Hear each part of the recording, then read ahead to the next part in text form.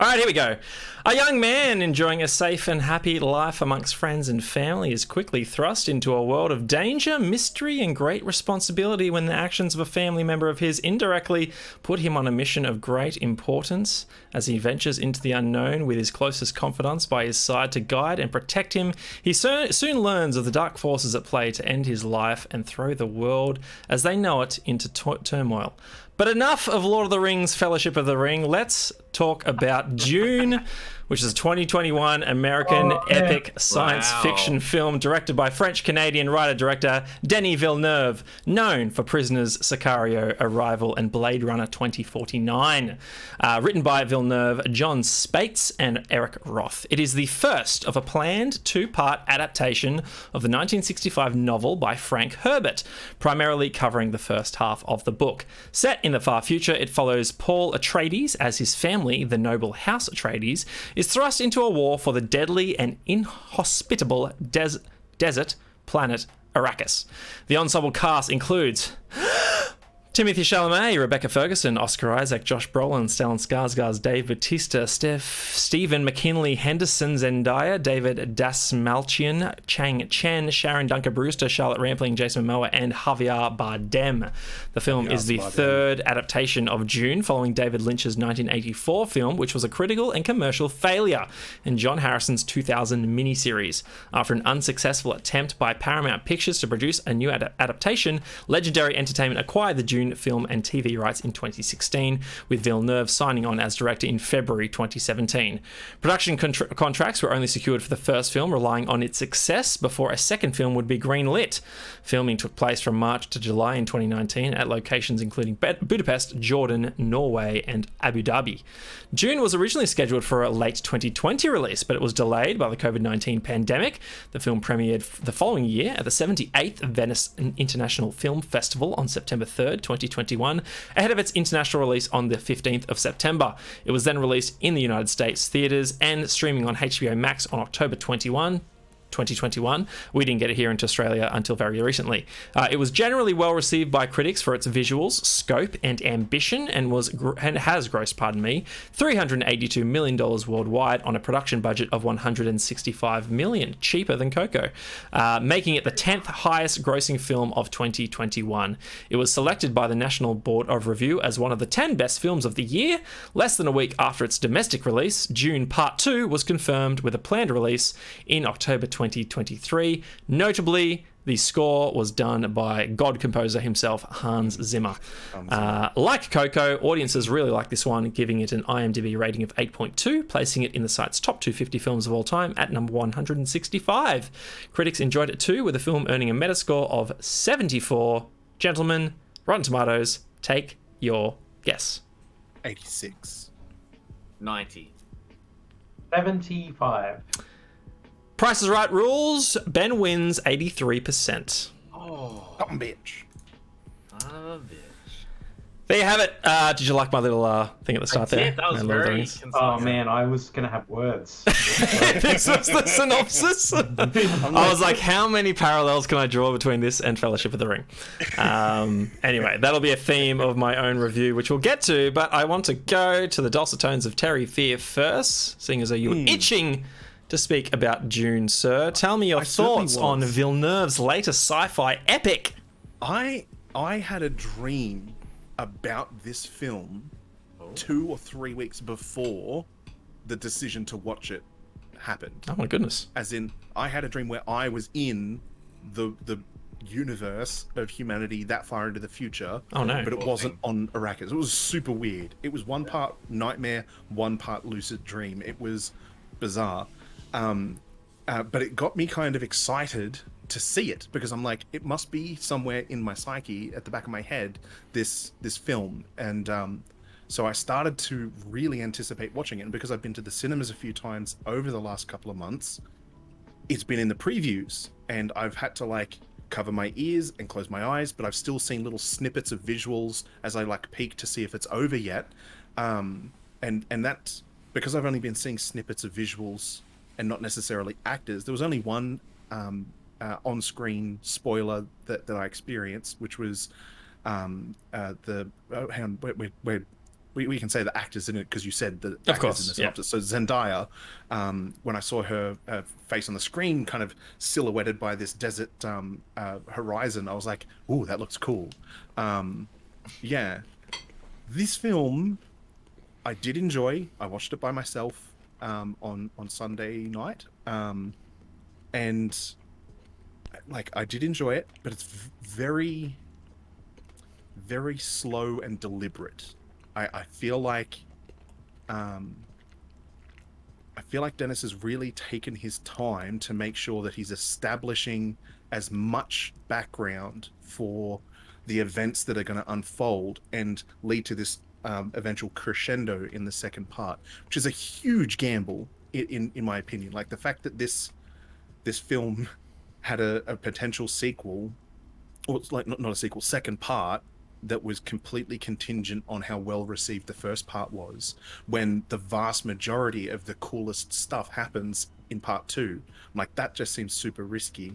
But I like that approach because it meant that he's used all of this time in this first film to establish a whole bunch of stuff. There was still plenty of action, plenty of intrigue, really interesting world building happening in this first film. Um, I kind of feel like the film has been carried by two elements, and that's the score and the visuals. The the score of the film just absolutely carries all of the mood. The visuals are really, really lovely and delightful. But I think without those things, it would just be a really long slog to get through this film. I got to the end of the film and I didn't realize how long I'd been in my seat because it didn't feel like it was as long as the film was, which astounded me when I've been reflecting on it and thinking about what actually happened. Because I feel like my only critique of the film is that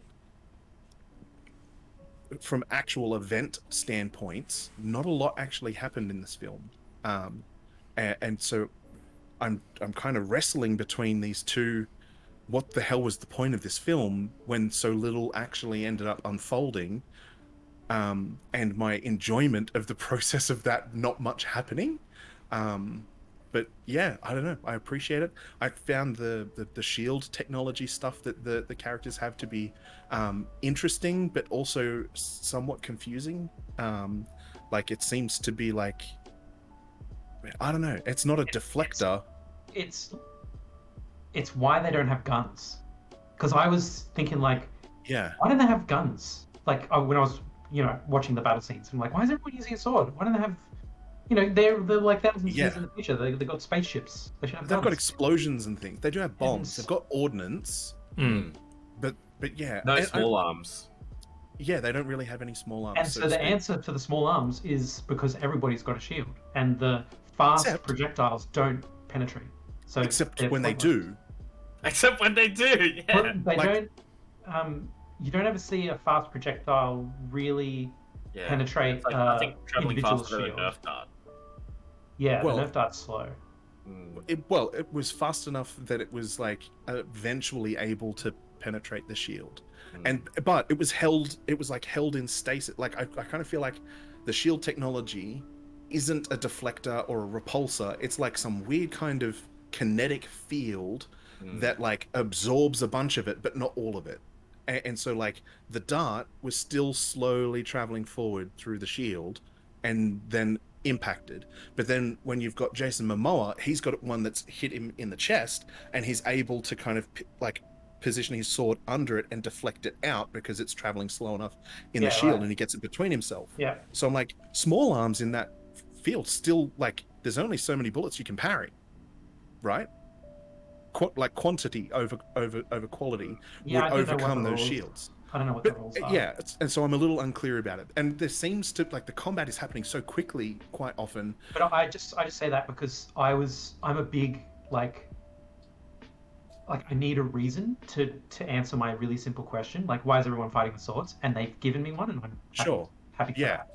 And I'm willing to accept it as well. For the most part, it's not perfect, but it doesn't need to be perfect. And like the Fremen have projectiles as well, but you don't see them use it. Like they have pistols of some description. It like you see one towards the end of the film. I mean, all sci-fi have these issues, right? Like in my mind, like why isn't Iron Man just 50 of his, cut through anything red lasers? Why does he only ever carry one? Yeah, and like why doesn't he just beef up the arc reactor so that he can have more of them rather than have to dispense of them and put them in? Can poke holes in sci-fi all day. Yeah, for sure. So I think that it's a cool effect. I like most of the combat, but not all. Some of the combat was super tight and like Bourne Identity 1 for like crispness. And some of the others were like the fight scenes in Bourne Identity 2, which were less crisp, less focused, and more shaky cam. Who invited Paul Greengrass onto the set that day? Can I just grab this and let me just hold the camera and have a fit with it. Like let me just like treat it like a maraca. Yeah, when he does lights, camera, action, the light is actually a strobe in his face, so he can start like seething. It's yeah, but I as I said, not tons happens, but I love the world building. I felt immersed in what was happening. I love the scene where he's like, "We are House Atreides. There is no call that we do not answer." Like I was getting chills as he was saying. I'm like, oh, like Oscar Isaac, love that guy, and just really really cool. And the armor that they have, really awesome. Cool. Like those powers, they look like proper power suits, like something out of Crisis or something like that. It just looks so good. A Mass Effect, I was thinking. Yeah, it's like Mass Effect meets Crisis meets oh shit, what's the thing I'm thinking of? Halo? No, it's yep. Never mind. It's just really cool, really cool. And I love the wasps, the aircraft that they've got, that have like dragonfly style wings. I find that interesting because like it made me think of the TV series where they look more like flies, like actual flies, but these ones look like dragonflies. Anyway, I liked it, even though it doesn't really feel like a lot was accomplished or happened. I enjoyed that the non-events unfolding. Nice. I want to quickly jump in with a few thoughts, and I'll pass along to the guys because I'm sure there's plenty to discuss. But the one thing that I'd like to... Sorry? Dying of you. I'll leave you, Zimmer. Ben, don't worry. I won't touch on that. I just want to echo the world building. I honestly think that this is the best world building I've seen since Fury Road. I think that from the first minute onwards till the 2 hour and 35 minute mark, however long this film ran for, I felt that I was entering a world as rich and as well thought out as Star Wars, Lord of the Rings, Mad Max, name any other fantastic sci-fi world. And it was stunning and new as well. It was a style that I was just completely blew me away. Matrix as well, name any other great sci-fi. The ships, the designs of the ships, the armor, the mechanics of the world, the different ways that the cultures dress as well. And not just the visual world building, but the societal hierarchy as well, and what that means between all the different characters. The fact that Rebecca Ferguson's character has these ties to this other seemingly dark, mysterious organization, and what does that mean when you place that up against the Empire, but also House Atreides, and also the culture and society that lives on Arrakis. Love all that stuff.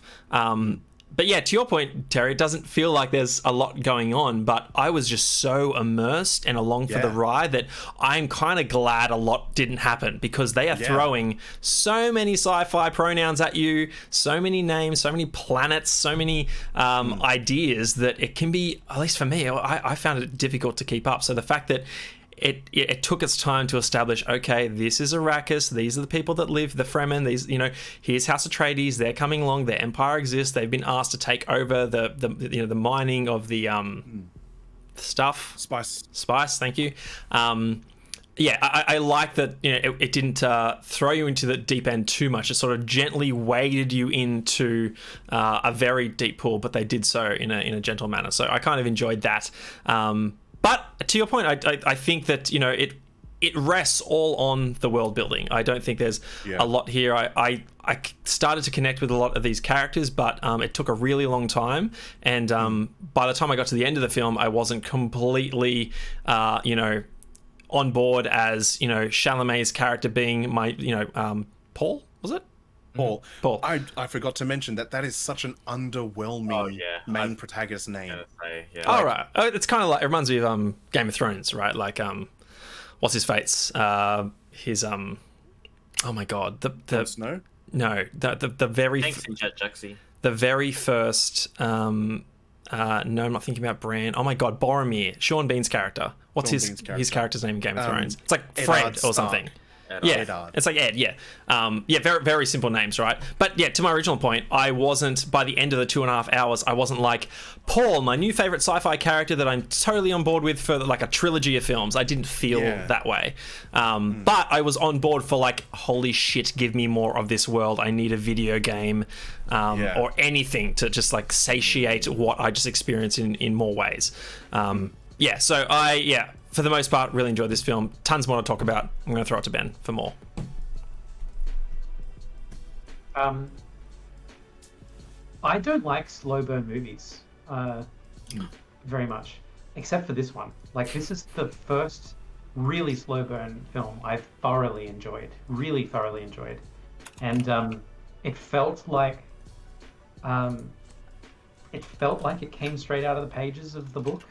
Like, it felt like a long book. It is. It's a pretty thick book. And that's the only comparison I want to do to the book. I want to treat it like it is its own thing. But everyone's talking about the score.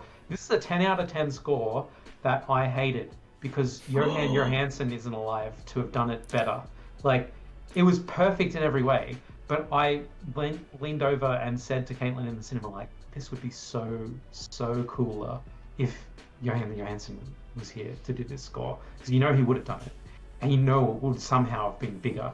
Yeah, so Johan Johansson did Arrival and Prisoners, I believe. Yeah. For Villeneuve, yeah. For Denis. And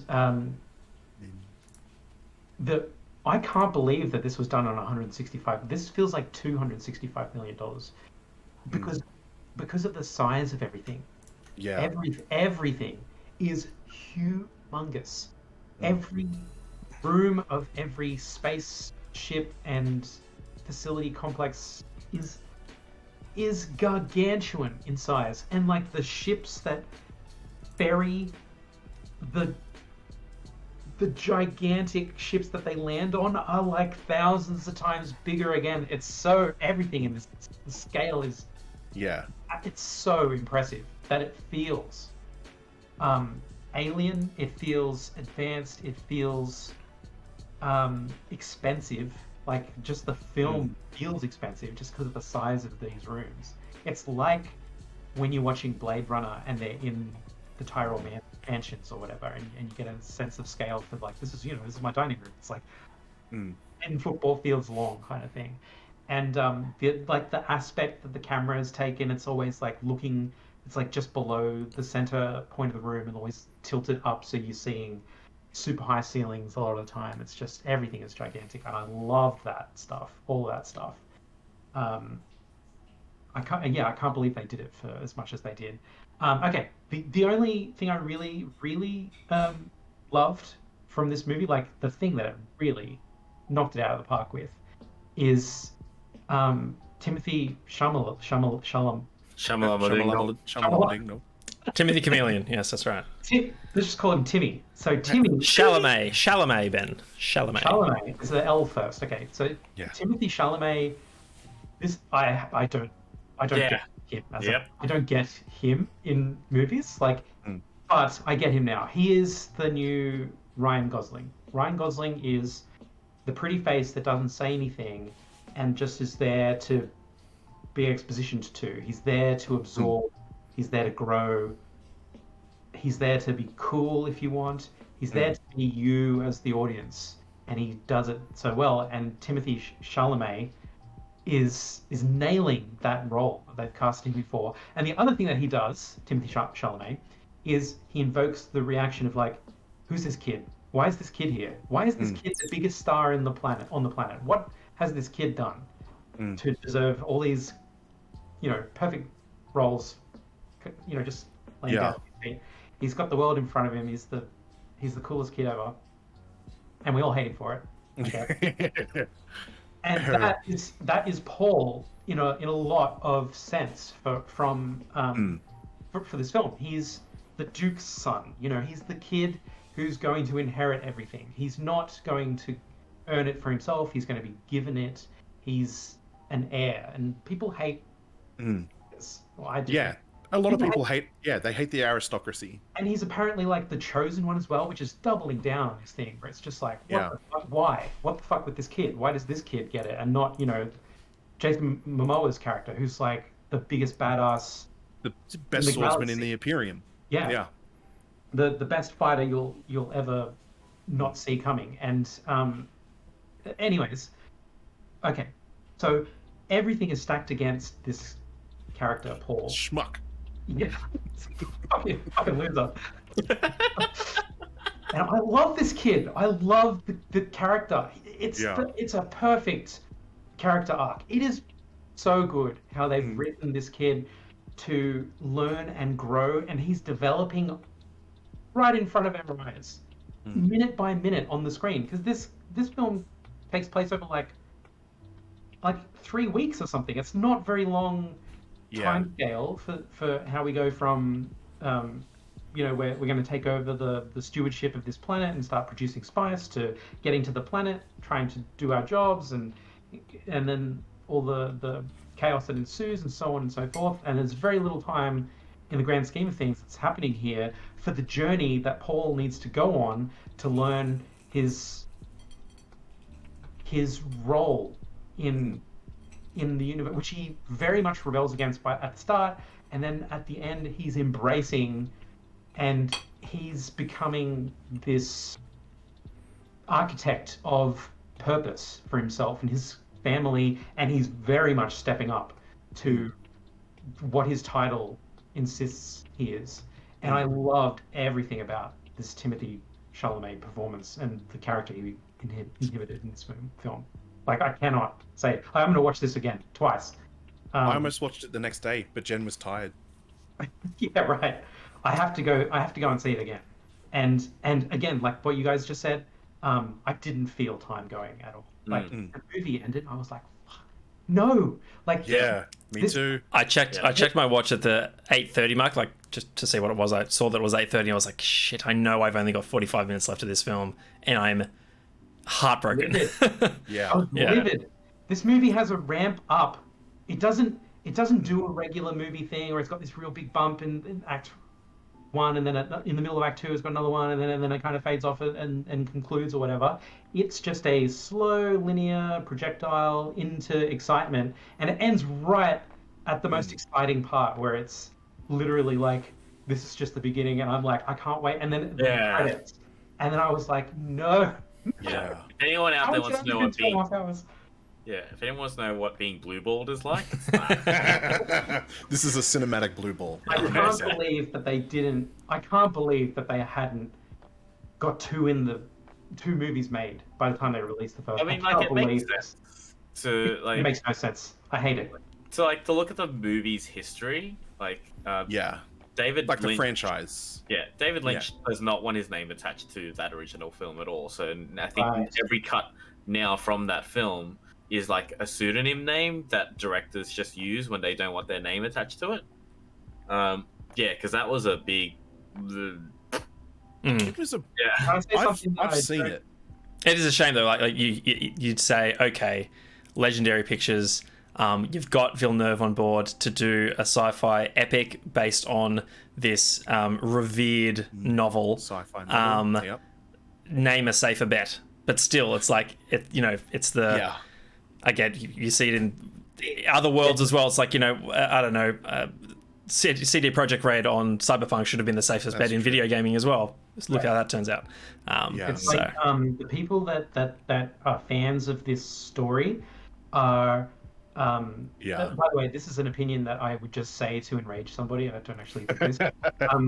they're poor people, right? They're book readers. They Yeah. don't go. They don't go. Filthy book readers.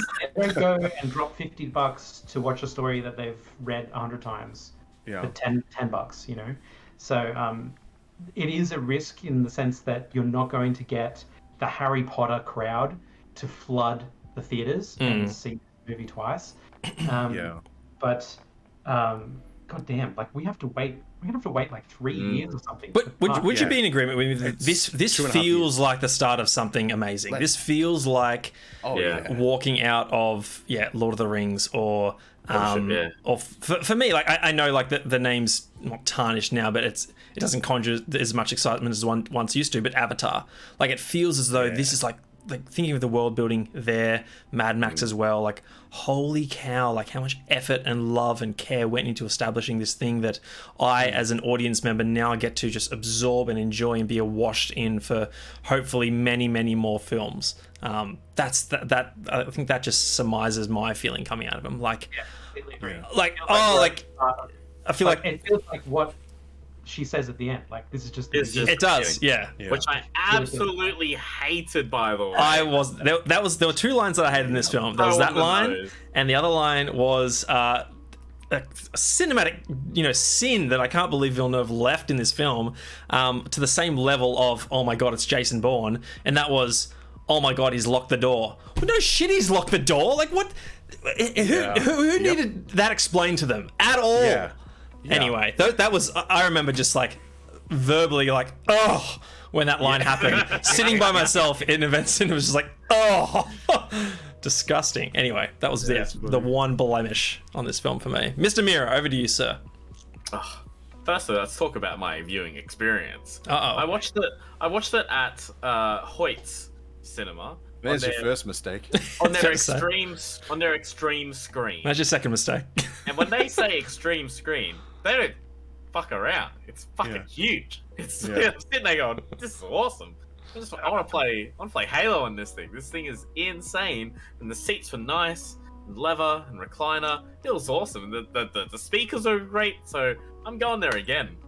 Oh, nice. Yeah. Okay. I know. expected a hard left into negative town. No, it was a fantastic experience. There you go. So I was already set up. I was like, okay, good. Dune is one of those movies that I've been wanting to see adapted into a film for a very long time because it's a book series that I know I'll never read. Because it's such a commitment. Yeah. How many books is it? Oh, It's I hate that like stuff. six of the original, and then Brian Herbert, Kevin J. Anderson, I think, is continuing it on because there's like the Duke of Caladan and etc. Right. Anyway, I don't understand those It's people like- that like read books by the kilo. Like they get into a series because it's like, oh, there's so much of it to get through. It's like, what do you because mean? they're just hungry for. It's like you guys. You guys are hungry for movies, right? They're And hungry games. for books. They just want to Yeah. read books. It's the different world that you get to go on. Like the Wheel of Exactly. Time series is a big commitment. That's A 14 massive books, man, commitment. and a prequel. The prequel's Yeah. like this big though, so it's like that's like a couple of days. Carry on, Jason. Yeah, insane. it's like there's a video game called Chrono Trigger that I want to get remade modern, like Final Fantasy VII remake, because I don't think I'll ever get back to playing it as a pixel game. I want to experience because it's still lauded as one of the best video games of all time. Some people call that game perfect, and people talk about Dune as one of the quintessential sci-fi novels. Like the amount of work, the amount of love and care that Frank Herbert put into Dune.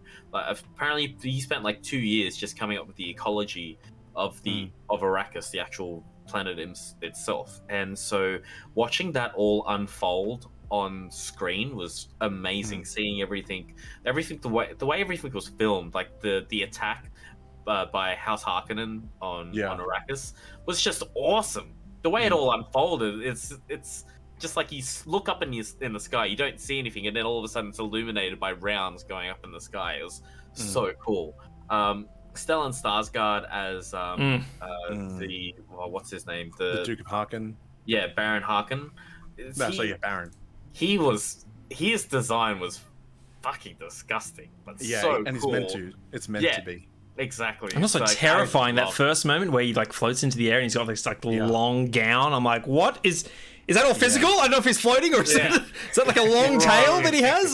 That's his schlong. Yeah. It's a sheath for his massive piece. And even when I can't remember his name, the Mentat. So in this universe, computers are not like it's illegal. It's thousands and thousands of years ago there was a war between machines and humans, and they eventually defeated all the machines. And then there was sounds like a book reader to me. Sounds like someone's been reading. That now everything that we're seeing, the way that you're seeing the universe now is without computers. So when they land, they're waiting for the envoys to come out of the ship. The guy like does like his weird eye thing and it's just like calculating the things. Like that was cool to see because I knew Mentats was a thing and I was just like really want to see this. So I think like as a book reader and knowing the universe, seeing everything unfold on screen was just so cool to see. But every time I think the things that took me out of the immersion was like, oh, Paul. Like, and Jessica. I think I have an explanation for that, and it's to tie, like they say the word human on purpose a lot as well. Yeah. And it's to tie the fact in, like, if they didn't do shit like that, I honestly would have thought this was just about aliens somewhere in some other galaxy, which is fine if it was, but it's really not. Like, this is really like this is like a projection. Of years this is like a permutation of what could happen in 8,000 years from now. And so there is like a planet Earth, or maybe was, I don't know, and there are like different evolutions of humanity that have taken place, and that's what that dude rolling his eyes in the back of his head is doing. He's like just a type of person that's evolved to be really math based. That's probably how the Asians turned out. The way that they're able to like travel interstellarly is basically one person dedicates their life to just consuming spice to the point where their whole body gets like deformed and morphed into like this aquatic looking being. But the way that they because like interstellar travel, if you travel from point A to point B, the risk of you hitting something or getting pulled into a gravitational thing is so high that like I can't remember their name because Milan just like basically lets them see through time and space. They're navigating through time and space a safe path for you to get through to the other side. And that big like ring looking cylinder thing, that thing can fit fleets of their massive ships in there. And that's huge. So cool. It's a freighter. That was amazing. So fucking cool. Yeah, the set design was so cool, and watching everything like come to life on screen. It's like imagining like your coolest things and then saying, can you draw this for me? And the person draws it and you're saying like, yes, that looks freaking amazing, that looks better than what I ever pictured. That's what I saw on screen. And so kudos to them. Show to tell movie, isn't it? And the adaptation that Denis Villeneuve did to put Dune on screen got people like me wanting to read the book and working in a bookstore. Like the amount of people coming in asking for Dune, and I'm like, dude, this book's been out for ages. Like, did you just watch it? It's like, yeah, just watch it, and now I need to know what happens. Now that I've seen it, I'm like, fuck, I need to read it now. I need to know what happens. There's no way I can read that before I see the second film. Like, I want to see the second film first too, and then I'll read it. But I have done some cheating. I've done some like watching other people's review of it, and they've read the books, and so although they were trying very much not to spoil anything, they were doing a lot of talking about the world building stuff, which you aren't told. Like, it's not really explained, but no.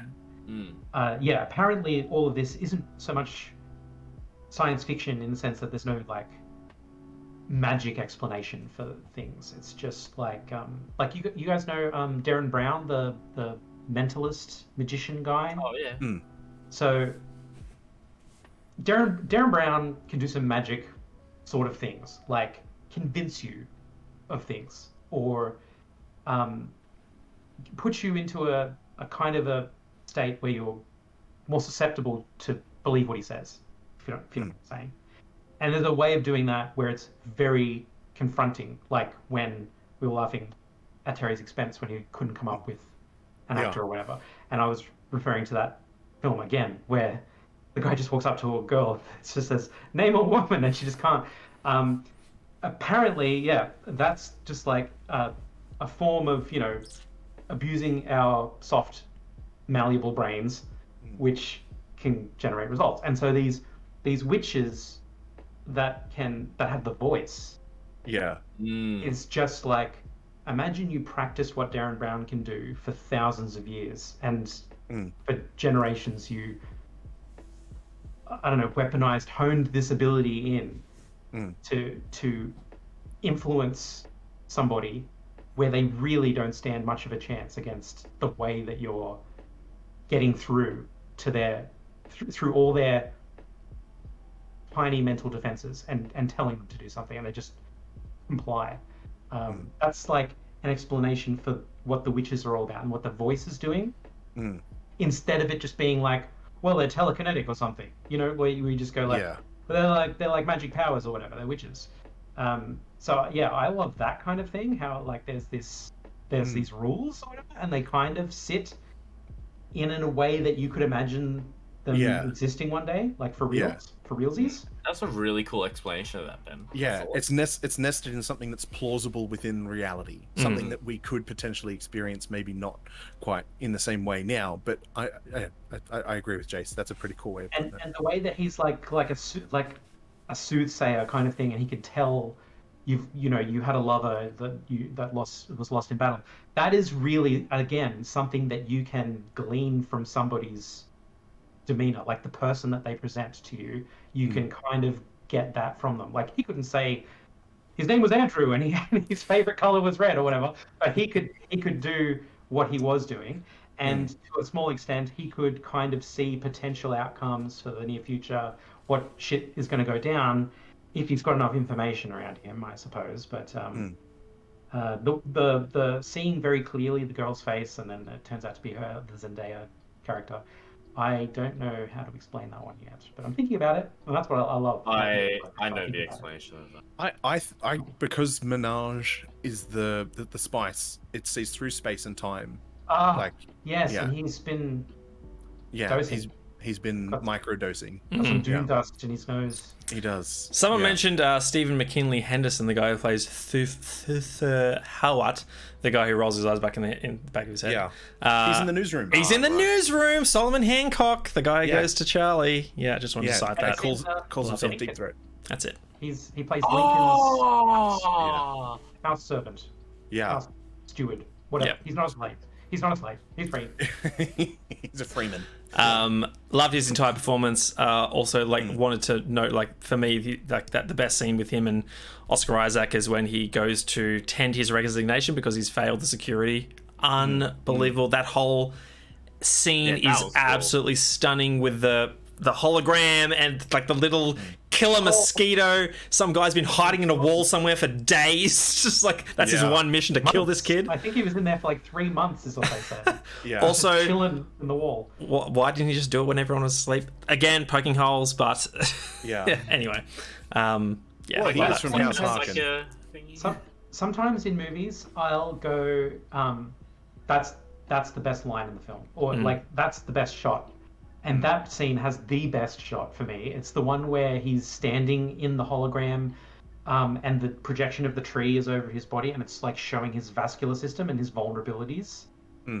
He's a ball of flesh. Yeah, he's a ball of flesh and weak to this threat. And such a great idea.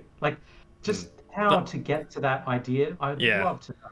And the whole editing around that as well, him noticing that his shield wrist thing is over there, and mosquito, just the way the mosquito moves through the air as well, the way that's shot, unbelievable. Very sinister. Love that whole scene. Yeah. There's a scene where he has to fight somebody without his shield too. You know the ones, but I won't spoil and say anything else. But so in my research, what I learned is apparently that is super critical. It's the most awkward and daunting fight that he's ever had, because there's no rule with this shield thing anymore. His opponent doesn't have one either. So there's no more, there was a lot of emphasis, especially in the training at the start with Josh Brolin, how you've got to go for the slow kill. You've got to move fast because you've got to avoid your opponent's defense. But then to actually make the killing blow, you have to move slow, if that makes sense. Yeah.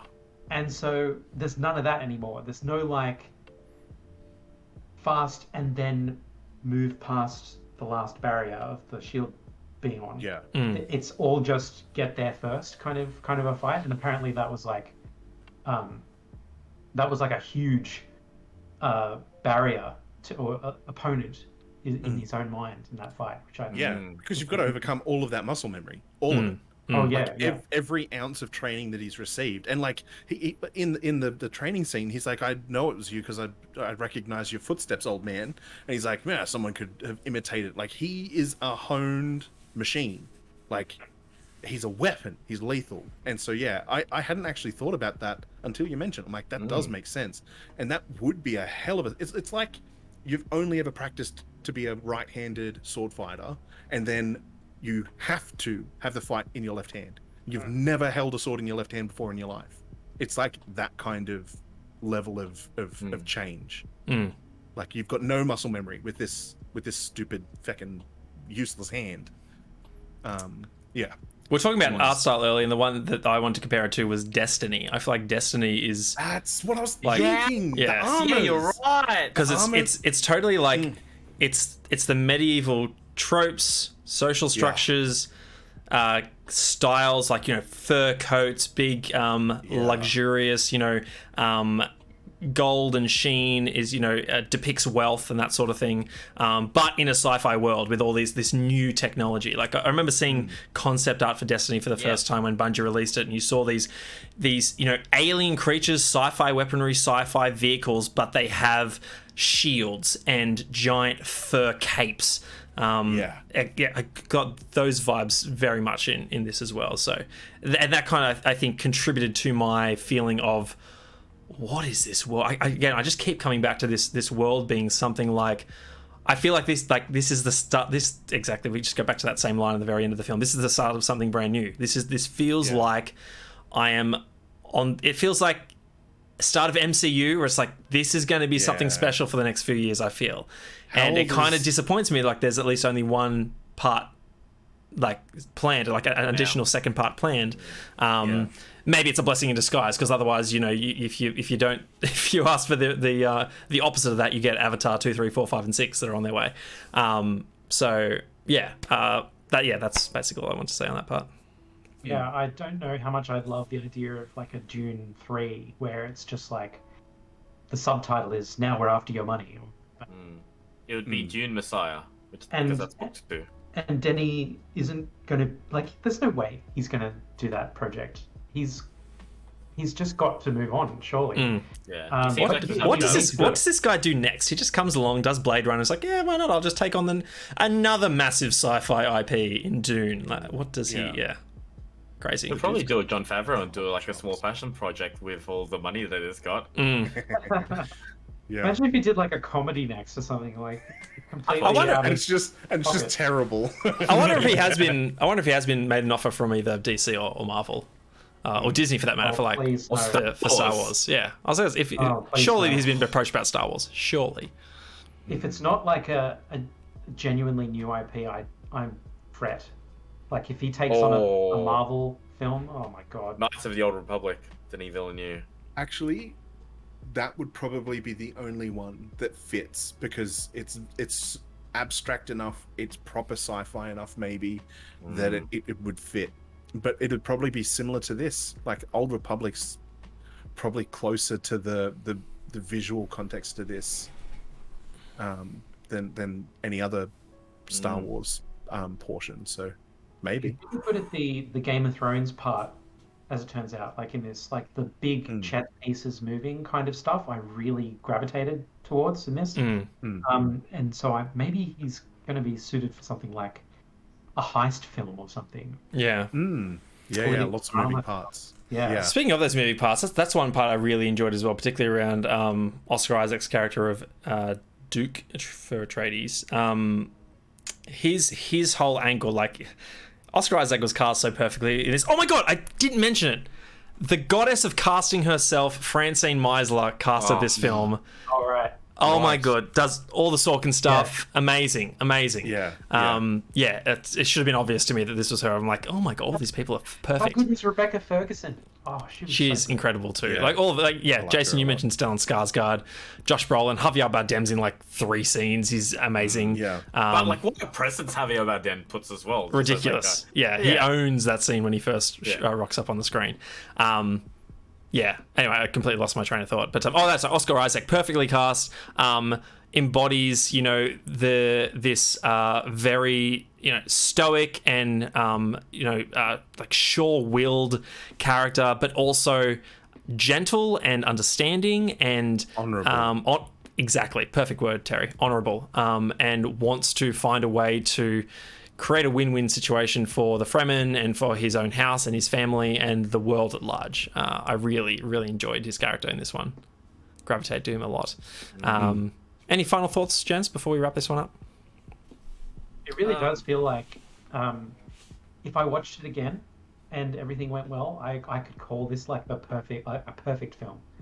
Wow. I don't know about it just yet. Like I once watched Saving Mr. Banks and then like called that my movie of the year, and it was like because I just watched it and I was. I think it was a December release, or November. I was intoxicated. Yeah. So right now I'm intoxicated with Dune. Yeah. Recency bias. Go home, have the hangover, see how you feel. Yeah, I don't know how I'm going to feel in a month, but at the moment I'm really high on this, and it's. I'm really just so angry that the second movie isn't here right now. And they haven't even started filming it. Yeah, it's going to be at least 2 years, maybe 3 It was years. one of those moments where, at least with emails at work, I would say, I would start like say hello to someone and like, hey X, how you going? And then just out of nowhere say, hope you had a good weekend. I watched Dune on the weekend. Highly recommend, just to get it out there. Like that's the first time I've ever been compelled to tell someone randomly, like, go watch Dune. Just seeding that out there. Yeah, if the seed hasn't already been planted in your mind, you need to see this film. Yeah. One of my team members watched it the night before, and she said, "Text me when you finish watching it. I really want to know what you think of it." I finished watching it, and I said, the text was all caps. What the fuck? Where's the rest of the film? Yeah. Speaking of the next film, and speaking on casting, what you said, Shane, all of these fantastic actors, Oscar Isaac, Josh Brolin, Jason Momoa. Yeah. Jason Momoa, for the next film. Yeah, it begs the question as to what's going to happen, but it was never really about like that. That's a part of me was kind of the same. I'm like, why would you introduce these characters and develop these relationships only to kind of not really have a place for them in the next film? But it's like this kind of makes me think of the book Magician, Raymond D. Feist. It's split. It's very much split in 2 halves. It's really 2 books in one. It is a very thick book as well, where you have these really 2 distinct phases of the life of the main characters that unfold in here and then here. And so, to me, it makes sense. You've got the side where his roots have been steeped in House Atreides, and then you've got him moving on to establishing a connection with the Fremen. One of the things that I did want to say as one of my closing thoughts was that whole chosen one trope. There's like a small element of my thinking where I'm like what's the male equivalent of a Mary Sue, or is that not is that term used between both? What's a Mary He's Sue? he's definitely the Mary Sue, isn't he? What's a Mary Sue? A Mary Sue's like just because they are Rey is an example of a Mary Sue because of the way that she's portrayed. Like Luke Skywalker had to train in order to have a mastery over the Force, and here she just kind of fumbles into being able to do Force pull, Force hold, all of lightsaber skills without ever having held one, and things like that. That's an example. I mean, it's probably not the strongest example of a Mary Sue, but it's an example, and I kind of feel like he occupies that space a little bit, but not in a manner or a way that makes me feel frustrated by it, which I wasn't expecting. every time I hear the actor's name, Timothy Chalamet, I can't help but think of the stand-up comedian John Mulaney, because one of his bits is about Timothy Chalamet and how his wife absolutely loves Timothy Chalamet, and he calls him a son of a bitch or something like that because he's a child in essence. But yeah, God, I've seen he is young, and when the bit was made, he was even younger because that's how time works. But I loved him in the what was it? The medieval one. I know what you're thinking about. Robert Pattinson had Joel Edgerton. It was a Bowling Girl? Interstellar. What? No, he was like he was a That medieval film Interstellar. medieval. He was the son of the King of England, maybe, and it was against the French. It had Robert Pattinson playing the French Duke guy. Lady Bird? No. Call me by your name. Bird? I don't know, I haven't seen Lady Bird. I've got here something called The King. It might Must be be called that. The King. Who else is in it? Let's see. Joel Edgerton and Footface. Robert Pattinson. Ben Middleton as well? Yeah, it's called The King. It's The just King. called The King. Yeah, I think it might have even been one of the Netflix. Is it a Netflix original? Netflix original, yeah. It's probably, I'd say, maybe the best Netflix original film. I'm trying to think of the others that I've seen. I liked it. That's my favorite Netflix original. That is a really good Netflix, but it's not really a film. It's like a bunch of short stories on film. It's not a okay. movie. Anyway, I like Timothy Chalamet. I haven't seen him in anything that I haven't enjoyed, although I haven't seen the Woody Allen film, The New York Thing. Rainy Day in New York, yes, Woody Allen one. Can also recommend Call Me By Your Name. He stars alongside Armie Hammer in that one, and he's fantastic. Call Me By Your Name. Can I Actual cannibal Armie Hammer. I'm can writing I it talk down. about a hypothetical, like a thought scenario? What the hell? A thought experiment. Thank you, brain. You guys remember the Emperor's elite fighting force? Like Yeah. you know, from 300. You mean the Urukai? Yeah. They do not know fear. Did anyone else feel this? Did anyone else feel the Fellowship No. of the Ringness at all No, in this film? I did not. I got Star Wars vibes the whole way through. Yeah. I got Star Wars vibes all the way through, and I got 300 vibes a lot with like when the attack was happening and The dudes on the the stairs. deadliest fighting force in all of Asia. They come into the fray, and they're they kind of got like the swords very similar. They only got one, but in 300 they got two. Anyway, imagine you're on their planet getting ready to go to war or whatever, and they're all kneeling in perfect formation, and you got that killer didgeridoo guy doing that voice throat chanting thing. That was And you're sitting there in your armor, and it's raining, and there's like 1,000 dying warriors bleeding, and some guy puts the blood of one of them on your forehead, and you're just getting amped up to go and kill some bitches. And oh man, like the thing that they are trained the best at, obviously, is just sitting still, because I would be so pumped to like go to like just get some killing. Like just imagine. Boy, you ain't go killing again. Yeah, imagine being those dudes. Like you're in the team. You're the Emperor's killing force. The Emperor's blade. And then some guy comes along and is like, I'll just take these 3 battalions. You're like, no! Yeah. Well, I mean, he couldn't afford more than 3 battalions. Like, that's how Man. exclusive. The score in that scene was just That was out of the Yeah. park. Like you got that dude that type of chanting throat the war singing. chant. Yeah, Yeah. it was incredible. Yeah. It's interesting.